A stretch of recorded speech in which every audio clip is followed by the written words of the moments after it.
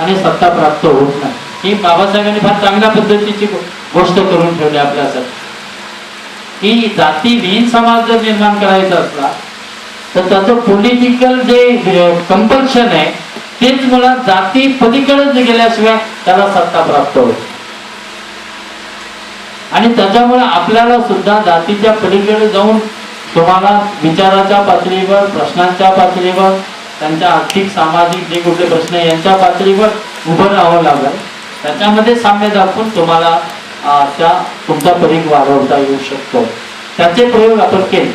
उदाहरणार्थ एका जाती समूहानं, जातीचाच आता मी खरं म्हणजे जाता आपण मानत नाही कारण आता वास्तव आहे म्हणून मी तुम्हाला व्यवहारातलं गणित सांगतो की एका समूहानं, एका समाजानं दुसऱ्या समूहाला राजकीय विश्वास देणे हा पहिल्यांदा मार्ग. हा राजकीय विश्वास कशातून येऊ शकतो तर हा आपल्याला 2-3 गोष्टीतून येऊ शकतो. म्हणजे रोटी व्यवहार आहे, पेटी व्यवहार आहे, तसा राजकीय व्यवहार आहे. म्हणजे पेटी आणि रोटी व्यवहारापेक्षा कमी रिस्कीचा हा राजकीय व्यवहार. त्याच्यात काही फार बिघडत नाही. त्याच्यामुळे तो करायला माणूस तयार असतो कारण त्याची गरज तयार होते. त्याच्यामुळे मतदानातून तुम्ही जर मत ट्रान्सफर करू शकला, एका समाजानं दुसऱ्या समाजाच्या उमेदवाराला जर मत दिलं, एका समाजानं एका राजकीय विचाराला जर मत दिलं तर ते मत जातीच्या पलीकडे देणं हा जाती विहीनीचा एक भाग राजकीय प्रक्रियेतून आपल्याला मिळतो. आज हम फुले अम्बेडकर विद्वत सभा के द्वारा एक प्रशिक्षण शिविर में बहुत ही विद्वान लोगों के बीच गंभीर चिंतन कर रहे हैं, खासकर प्रोफेसरों के बीच इस गंभीर चिंतन को ज्यादा अहमियत देती है. मैं भारी बहुजन महासंघ के साथ साथ इस देश के राजनीति में जो भी पॉलिटिकल पार्टियां और उनके आंदोलन और प्रवाह चल रहे हैं, क्योंकि इस देश में 500 से ऊपर ज़्यादा पार्टियां हैं, लेकिन जहाँ तक हम स्कूल के हिसाब से अगर देखा जाए तो मोस्टली 3-4 स्कूल में पार्टियां तो हो सकती है. तो सभी पार्टियों की नीति और हमारी नीति, सभी पार्टियों का राष्ट्र निर्माण का दृष्टिकोण, हमारा राष्ट्र निर्माण का दृष्टिकोण, सभी पार्टियों का 60 साल में इस देश के निर्माण में योगदान और हमारे आंदोलन का 60 साल में इस देश के निर्माण में योगदान, इस संदर्भ में मेरे ख्याल मैं आपके सामने रखूँगा. इस देश में 26 जनवरी 1950 को जहाँ भारतीय लोग आज़ाद हुए, वहाँ उन्होंने अपना दृढ़ संकल्प लिया कि हम भारत के लोग भारत को एक प्रभुत्व संपन्न लोकतंत्रात्मक गणराज्य बनाएंगे. In the interest of nation लोकतंत्रात्मक गणराज्य बनाने का उन्होंने संकल्प लिया. In the interest of citizen सामाजिक, आर्थिक और राजनीतिक न्याय देने का संकल्प लिया. In the interest of citizen स्वतंत्रता जो अलग अलग टाइप की है वो स्वतंत्रता देने का संकल्प किया. इसी के साथ साथ थर्ड संकल्प उन्होंने लिया, how to build up the nation, how to build up the society. और उस सोसाइटी को बिल्डअप करने के लिए और नेशनल इंटीग्रिटी के लिए उन्होंने व्यक्ति की गरिमा और राष्ट्र की एकता बढ़ाने वाली बंधुता बढ़ाएंगे, ये संकल्प लिया. आज़ादी के बाद, संविधान के बाद जो पार्टियां रजिस्टर हुई उन पार्टियों को भारतीय संविधान के मुताबिक कार्य करने की आवश्यकता है और उन्होंने करना चाहिए, ऐसा अपेक्षित किया जाता है. लेकिन इस देश में जितने भी पॉलिटिकल प्रवाह है वो सभी इस प्रियम्बल को कमिटेड नहीं है. कुछ प्रवाह अलग अलग कमिटमेंट के साथ काम कर रहे हैं, ये हम नज़रअंदाज नहीं कर सकते. जैसा कि डेमोक्रेटिक सरकार की स्थापना के लिए प्रियम्बल के आधार पर पॉलिटिकल पार्टी को democratic nation, democratic society built up करनी है, लेकिन यहाँ एक कमिटेड पॉलिटिकल प्रवाह आज़ादी के पहले से चलता आ रहा है, जिसे हम कांग्रेस बोल सकते हैं। उनकी कमिटमेंट उदार हिंदुत्व के साथ है, जो 1885 की अपनी स्थापना की डेट कहते हैं और टोटल आज़ादी का सेहरा अपने सर पे बांधते हैं, लेकिन 1885 में कांग्रेस की स्थापना भारतीय लोगों ने नहीं की। वहाँ जो लीडिंग रोल लिया है एलन हुम ने लिया है, और खास करके कांग्रेस को 1930 का साल आज़ादी का ठहराव करने के लिए, सुझाव पारित करने के लिए लगा, लेकिन टोटल उन्होंने आज़ादी का सेहरा अपने सर पर बांधकर इस देश में 40 साल तक राज किया, और वो डेमोक्रेटिक वर्क नहीं किया, डेमोक्रेटिक सोसाइटी अपलिफ्टमेंट के लिए काम नहीं किया, डेमोक्रेटिक इकोनॉमिकल सिस्टम अपलिफ्टमेंट के लिए काम नहीं किया। उन्होंने स्टेटस को का रोल अपनाया, स्टेटस को का जैसे थे, कास्ट सिस्टम जैसे दे रहे, इकोनॉमिकल सिस्टम जैसे दे रहे, स्टेटस को का रोल अपनाकर उन्होंने उदार हिंदुत्व की भूमिका ली, और इसी के साथ साथ 77 के बाद उन्होंने सर्वधर्म समभाव को प्रभाव देकर सिटीजन को सेंट्रल पॉइंट बनाने के बजाय उन्होंने रिलीजन को सेंट्रल पॉइंट बनाया। दूसरा प्रवाह है वो आक्रामक हिंदुओं का। आक्रामक हिंदू स्टेटस को मेंटेन नहीं करते, लेकिन वो टोटली एंटी डेमोक्रेटिक प्रोसेस में काम करते हैं, टोटली एंटी डेमोक्रेटिक प्रोसेस में, और इंडियन कॉन्स्टिट्यूशन के बजाय अपने सपनों का दूसरा भारत निर्माण करेंगे। ये उनके प्रभाव के साथ चलने वाले लोगों के, जैसा कि वो हिंदू राष्ट्र बनाना चाहते हैं, they are not interested in democratic nation. तो वो उनकी एक राजनीति और राजनीतिक प्रवाह इस देश में चल रहा है। उनकी डेमोक्रेटिक इकोनॉमिकल सिस्टम पर भी विश्वास नहीं है, वो पूंजीवादी अर्थव्यवस्था पे विश्वास रखते हैं, यानी कि कॉन्स्टिट्यूशन के कॉन्ट्रडिक्ट काम करने वाला पॉलिटिकल प्रभाव इस देश में एक तरह चल रहा है। पिता फूले के मूवमेंट को बाबा साहब जिस दृष्टि से देखते हैं, उस दृष्टि से आज यहाँ के विद्वान नहीं देख रहे हैं। बाबा साहब ने राष्ट्रपिता फूले के वर्क के बारे में कहा कि राष्ट्रपिता फूले ऐसे सुधराज रहे जिन्होंने लोअर कास्ट को अपनी गुलामी के बारे में हायर कास्ट के प्रति जो गुलामी रही उसके बारे में जागरूक किया, लेकिन उसके बाद वो बोलते हैं सकारात्मक बात क्या किया उन्होंने, he preached the social democracy to India, which vital than the struggle against foreign rule। और ब्रिटिशों के संघर्ष से भी भारत को सामाजिक लोकशाही का उपदेश देने का कार्य ज्यादा ओजस्वी रहा है। तो फूले का आंदोलन सामाजिक लोकशाही का एजेंडा उन्होंने फिक्स किया बाबा साहब ने। वही बात शाहू महाराज के द्वारा पिलर ऑफ सोशल डेमोक्रेसी उनको उन्होंने कहा, पिलर ऑफ सोशल डेमोक्रेसी। और इंडियन कॉन्स्टिट्यूशन के माध्यम से जब इंडियन कॉन्स्टिट्यूशन का ऑब्जेक्टिव रिजोल्यूशन पास हुआ, तब नेहरू ने इंडियन कॉन्स्टिट्यूशन में इंडिया का नाम सॉवरेन इंडिपेंडेंट रिपब्लिक रखा था। बाबा साहब ने इंडिपेंडेंट रिपब्लिक निकाल कर वहाँ डेमोक्रेटिक रिपब्लिक डाल दिया। जैसे कि हमारे सत्र के पहले ही हमारे दौलत साहब ने कहा कि बाबा साहब ने जैसे सोशल डेमोक्रेसी की बात कही। What is social democracy? समता, स्वतंत्रता, बंधुता, न्याय पर आधारित जीवन प्रणाली सोशल डेमोक्रेसी। और हमारे कॉन्स्टिट्यूशन के जो मार्गदर्शक तत्व है वो इकोनॉमिकल डेमोक्रेसी एस्टेब्लिश करने की, third system economical system establish करने का प्रोग्राम उसके अंदर वो मूवमेंट के अंदर दिया गया है। तो मेरा कहने का मतलब ये है कि जो डेमोक्रेसी बाबा साहब के और रिपब्लिकन आंदोलन का सेंट्रल पॉइंट रहा है, और उस सेंट्रल पॉइंट को ज्ञात दृष्टि से या अज्ञात दृष्टि से ऑटोमेटिकली ये एजेंडा बना हुआ है और एजेंडा चलते आ रहा है।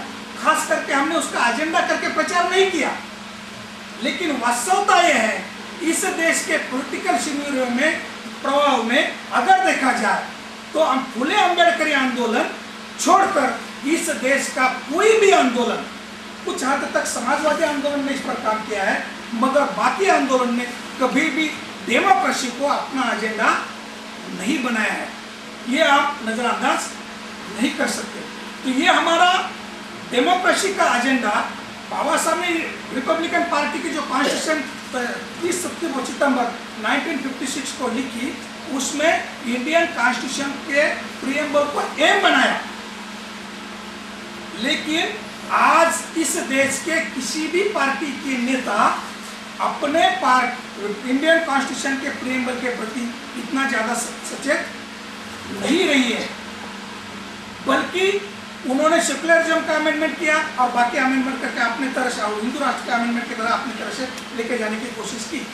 इस 60 साल के नजरिए में इस देश के राजनीतिक प्लेटफॉर्म पर दूसरी पार्टी आई जिसका बीजेपी के साथ नहीं जमा, कांग्रेस के साथ नहीं बना और उन्होंने डेमोक्रेटिक फोर्सेस को नहीं अपनाया। उन लोगों ने कास्ट कल्चर की पार्टियां और टेरिटोरियल पार्टियां डेवलप करने की बात कही।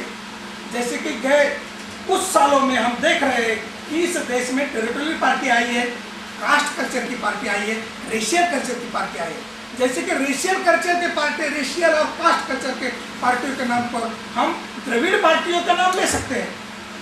द्रविड़ पार्टियां रेशियल कल्चर पर काम करती है। उनका दूसरा कैरेक्टर है नॉन ड्राइविंग कल्चर। वही कल्चर के माध्यम से नॉर्थ इंडिया में बहुजन समाज पार्टी काम करती है। बहुजन समाज पार्टी ये रेशियल एंड नॉन ब्राह्मण पार्टी है, उसका एजेंडा डेमोक्रेसी कभी नहीं रहा, ये आपने ध्यान में रखना होगा। और अम्बेडकराइट आंदोलन की, अम्बेडकराइट पार्टी से डेमोक्रेसी ये एजेंडा कभी जुदा नहीं हुआ है, ये आपको ध्यान में रखना होगा। आजकल कोई भी पार्टी, जैसे कि महाराष्ट्र में काम करना हो तो यहाँ के शिवसेना को बोलता है हम खुले अम्बेडकरवाद के, महाराष्ट्र में खुले अम्बेडकरवाद का काम ही करेंगे। कांग्रेस भी यहाँ बोलता है खुले अम्बेडकर के महाराष्ट्र। लेकिन जो पार्टियां खुले अम्बेडकर का नाम देती है, क्या सही मायने में डेमोक्रेसी का एजेंडा अपलिफ्टमेंट कर रही है क्या? ये सबसे ज़्यादा इम्पोर्टेंट बात है। मेरा कहने का मतलब ये है कि जैसे इस पार्टियों की जो पॉलिटी है, इस पार्टियों की पॉलिटी टोटली सोशल सिस्टम में, सोशल सिस्टम के साथ जुड़ी हुई है। क्योंकि सोशल सिस्टम का अपर स्ट्राटा, अपर सिचुएशन हमेशा डेवलपमेंट करने के लिए कांग्रेस और बीजेपी पार्टियां मौजूदा स्थिति में रिवोल्यूशनरी परिवर्तन लाने में इंटरेस्टेड नहीं है। वो चाहे तो एंटी डेमोक्रेटिक भूमिका निभाएगी या स्टेटस को की भूमिका निभाएगी, लेकिन क्रांतिकारी भूमिका निभाने में वो उनमें हिचकिचाहट, चाहे तो कॉन्स्टिट्यूशन में अमेंडमेंट कर सकती है, लेकिन इम्प्लीमेंटेशन के नाम पर उन्होंने कभी काम तहे दिल नहीं किया है। लेकिन जो पार्टियां नई आ गई है, उन्होंने भी democratic nation, democratic society, democratic economical system, इसको अपना एजेंडा नहीं बनाया। एक ने कास्ट के अपलिफ्टमेंट की सिचुएशन बरकरार रखने के लिए पॉलिटिकल पावर का इस्तेमाल किया, दूसरे ने अपनी जातियों की सत्ता स्थापित करने का। जैसे कि इसी नीड के माध्यम से द्रविड़ मूवमेंट आई कि वो ब्राह्मणों का वर्चस्व समाप्त करके नॉन ब्राह्मण कास्ट का वर्चस्व स्थापित करना चाहती है। बहुजन समाज पार्टी ब्राह्मण कास्ट का वर्चस्व समाप्त करके नॉन ब्राह्मण कास्ट का वर्चस्व स्थापित करना चाहती है। इसीलिए इन सभी पार्टियों द्वारा डेमोक्रेटिक वैल्यूज का प्रचार प्रसार करने के बजाय अम्बेडकराइट मूवमेंट में आम आदमी जो है खुद को कास्ट से आइडेंटिफाई नहीं करता, नहीं बोलता, लेकिन बहुजन समाज पार्टी या हमसे जैसे आंदोलन के माध्यम से जो नया क्लास सामने आया है, वो खुलेआम अपनी कास्ट बोलता है, मैं सो एंड सो कास्ट का हूँ। और यहाँ के आम आदमी ने कास्ट आइडेंटिफिकेशन छोड़ दिया है। तो ये कास्ट जो है ये एंटी डेमोक्रेटिक पॉलिटिकल पावर इस देश में डेवलप हुआ। ये सब पॉलिटिकल पावर डेमोक्रेटिक लेवल की पॉलिटी इसलिए नहीं कर रहे हैं these all are reactionary forces. These all are reactionary forces. Indian society में डेमोक्रेटिक पॉलिटी डेवलप करने के लिए हमें एक्शनरी प्रोग्राम की जरूरत है, रिएक्शनरी प्रोग्राम की जरूरत नहीं है। बाबा साहब डॉक्टर अम्बेडकर ने अपने 1952 के इलेक्शन के मैनिफेस्टो में कहा कि हिंदू महासभा जैसी पार्टियां रिएक्शनरी पार्टियां हैं, इनके साथ हमारी कभी तालमेल नहीं बनेगी। तो रिएक्शनरी फोर्सेस में आज टोटली इंडिया की पॉलिटी इन्वॉल्व हो चुकी है। जैसे कि आरएसएस मुसलमानों को गालियां देना, कांग्रेस मुसलमानों के प्रति अलग रवैया अपनाना, लेकिन रिलीजन में उन्होंने अपना सेंट्रल पॉइंट बनाकर स्टेटस को मेंटेन करने की बात कही है। जहां तक डेमोक्रेटिक पॉलिटी की बात है, डेमोक्रेटिक पॉलिटी का प्रभाव इस देश में न्यू पॉलिटिकल सिस्टम भी एस्टेब्लिश करेगा। बाबा साहब ने रानडे, कांदिया और जीना में इंडिया में किस प्रकार के डेमोक्रेटिक सिचुएशन में किस प्रकार की पॉलिटिकल पार्टी की आवश्यकता है और समाजवादी जैसी या डेमोक्रेटिक पार्टियां क्यों फेल हो रही है, इसके बारे में विस्तार से कहा है कि पॉलिटिकल पार्टी के लिए जैसा नेता होता है वैसा विचार होता है, कार्यकर्ता होता है, और उसके साथ साथ विचार और नेता का अगर डिफरेंस होता है तो उसमें फ्रैक्शन आते हैं। लेकिन विचार के साथ कमिटेड अगर पार्टी है तो उसमें उस प्रकार से डिवीजन आते नहीं। लेकिन पार्टी का जो पार्ट है, पार्टी का पार्ट सिर्फ नेता, प्रोग्राम और कार्यकर्ता है। आम जनता पार्टी का पार्ट नहीं है। आम जनता क्या होती है? आम जनता बाबा साहब ने कहा है कि ये बैंगन है थाली का, ये थाली का बैंगन किसी के भी थाली में पड़ सकता है। जैसे कि बैंगन परोसते हैं, ये पार्टी के थाली में पड़ेगा, कभी उस पार्टी की थाली में पड़ेगा, कभी उस पार्टी की थाली में पड़ेगा। लेकिन वोटर्स को कोई अपनी पार्टी नहीं होती, कोई अपना विचार नहीं होता, कोई अपना प्रोग्राम नहीं होता। सिर्फ नेता and activist both are interested in thoughts and programmes. आम लोग, आम मतदाता ये रिजल्ट में और प्रोग्राम में इंटरेस्टेड होते हैं।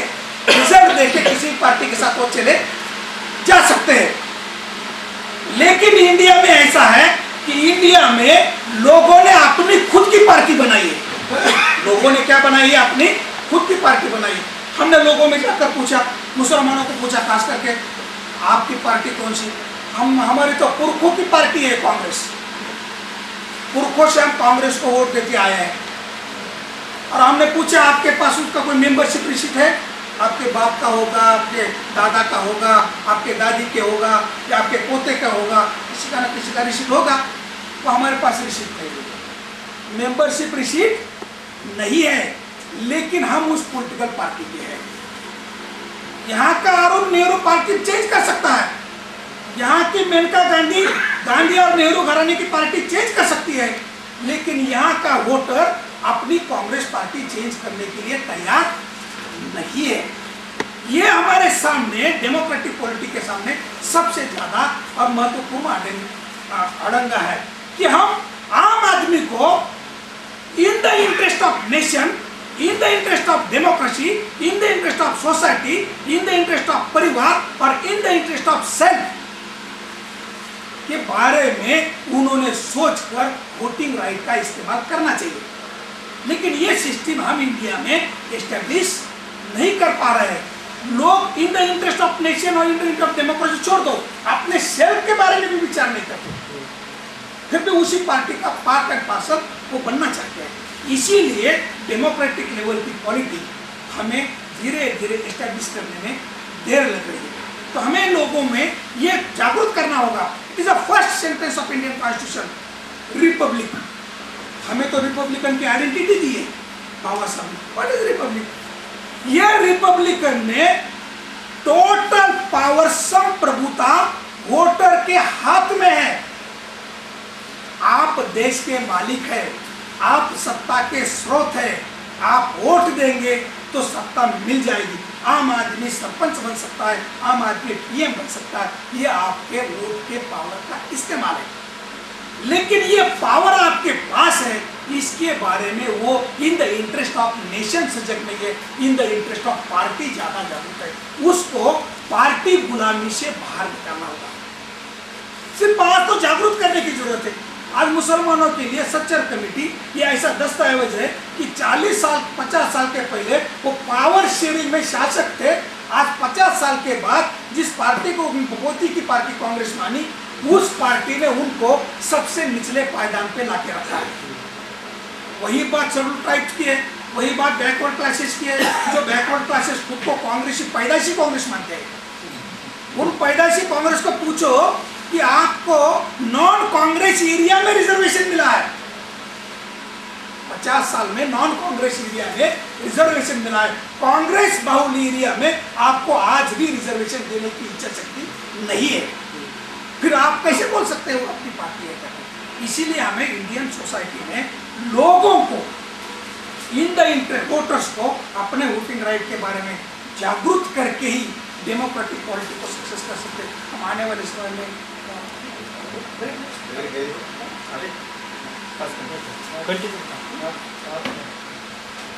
तो डेमोक्रेटिक पॉलिटिक्स में हमें ये चैलेंज है कि आने वाले समय में कैसा कर सकते हैं। अभी दूसरी बात है कि मैं दूसरा सब्जेक्ट इसमें जो मेरा सब्जेक्ट है वो बोलना चाहता हूँ कि 60 साल में इन जन आंदोलन ने इस देश को क्या दिया। जैसे कि कांग्रेस ने आजादी का सेहरा अपने सर पे लेकर 60 साल में कुछ काम किया, वो बोलते रहते हैं, और उसका नतीजा सच्चर कमेटी के माध्यम से या अलग अलग जगह से हमारे सामने आया है। जहां तक अम्बेडकराइट मूवमेंट का सवाल है, अम्बेडकराइट मूवमेंट में इस नेशन बिल्डिंग में सबसे बढ़िया 60 साल में योगदान दिया। मेरा मानना है इतना बढ़िया योगदान इस देश के किसी भी आंदोलन ने नहीं दिया। मैं 60 साल में जब इस देश के सोसाइटी का, टोटल इंडिया का चिंतन करता हूँ, एनालिसिस करता हूँ, घूमता हूँ, जाता हूँ, देखता हूँ, तो मुझे समझ में आ रहा है कि अम्बेडकराइट आंदोलन का पहली अगर गेन क्या है कि अम्बेडकराइट आंदोलन ने इस देश को डेमोक्रेटिक सिस्टम के माध्यम से सफल डेमोक्रेसी करने के लिए आरक्षण दिया, आरक्षण का प्लानिंग दिया। आरक्षण इज प्लानिंग वन स्कीम। ये स्कीम कुछ साल तक चलेगी। जब हम इक्वल स्टेटस पे आ जाएंगे, जब हम ऑटोमेटिक स्पर्धा में सामने आ जाएंगे, या जिस दिन हम ओपन स्पर्धा में हमारे प्रतिशत के मुताबिक शेयरिंग करेंगे, ऑटोमेटिक ये रिजर्वेशन स्कीम साइलेंट हो जाती है।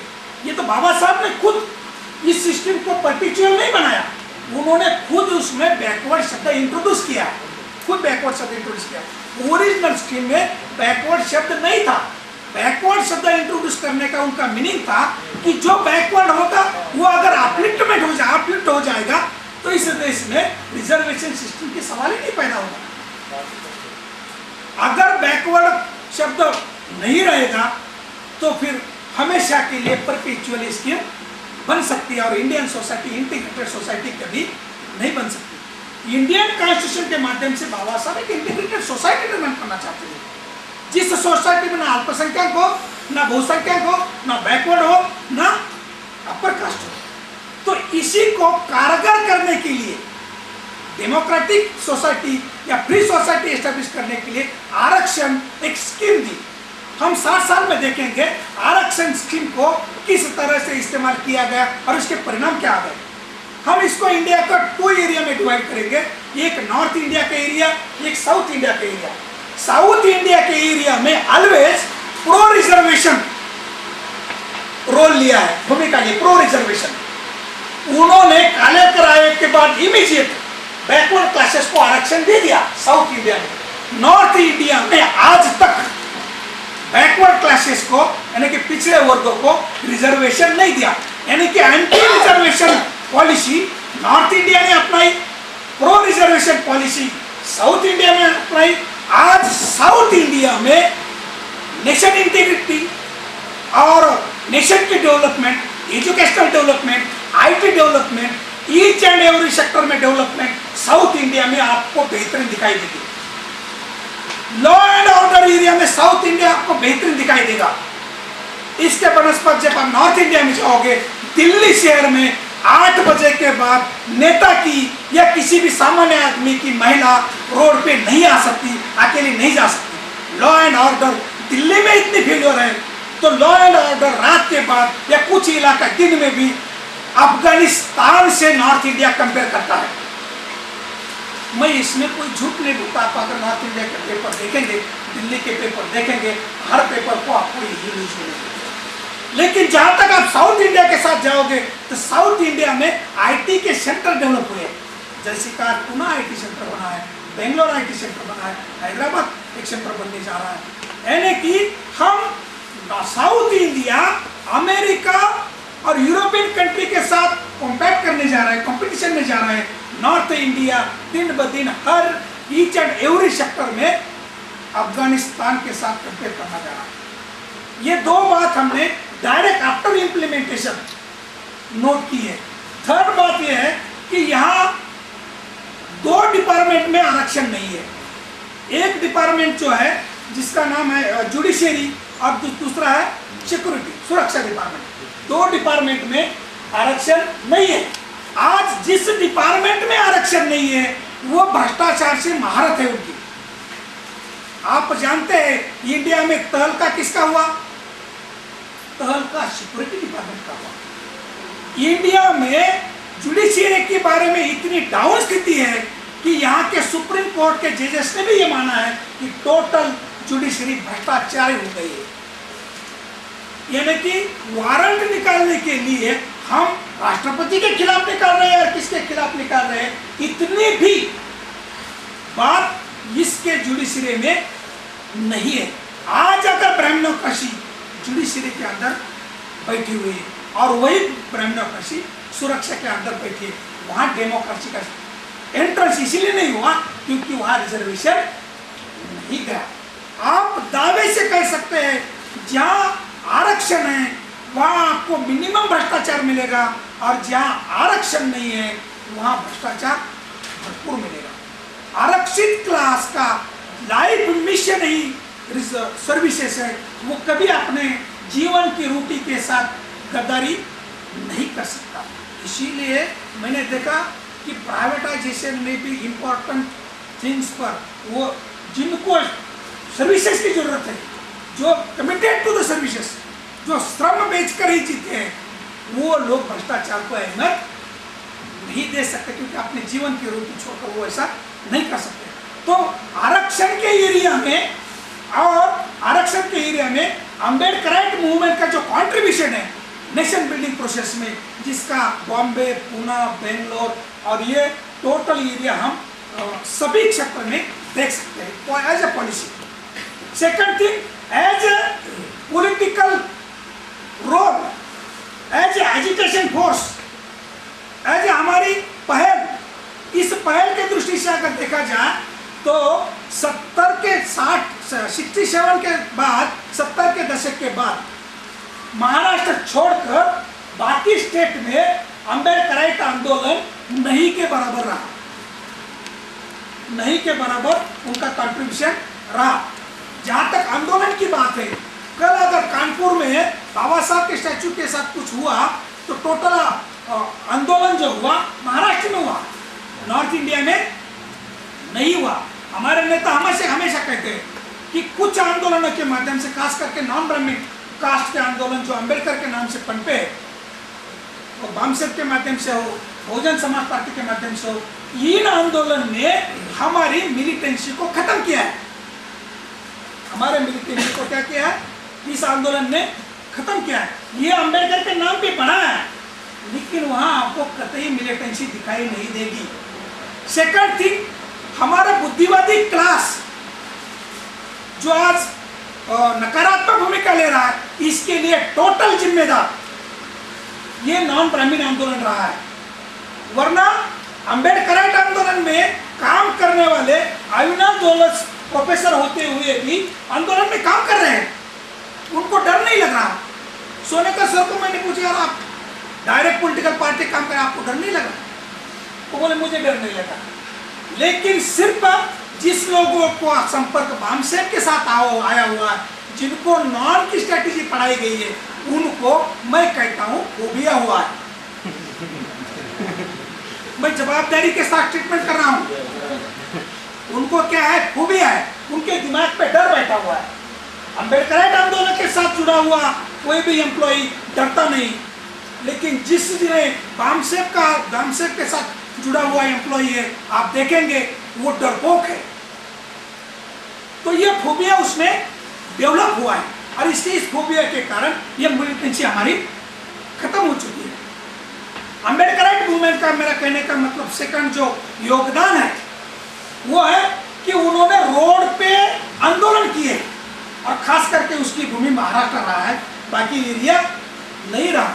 महाराष्ट्र की आज की 60 साल की नेशन के पूरे एरिया में अगर हम देखते हैं, पूरा मैप सामने लेके, अगर आज कोई डेमोक्रेटिक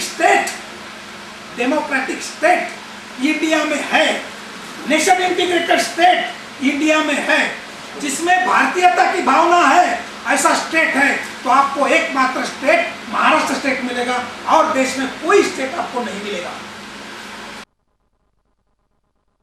देश की डेमोक्रेसी जाने के कारण आम आदमी सत्ता की बात सोच ही नहीं रहा है, लेकिन इस 10-15 साल में एकमात्र भारी बहुजन महासंघ पार्टी है जिस पार्टी ने बिना पैसे वाले प्रामाणिक कार्यकर्ता को चुन के लाया है। मैं ये झूठ बात नहीं कर रहा हूं। कल मैंने जिस कार्यकर्ता से नगर पालिका के उपाध्यक्ष के हाथ से खाना खाया हूं,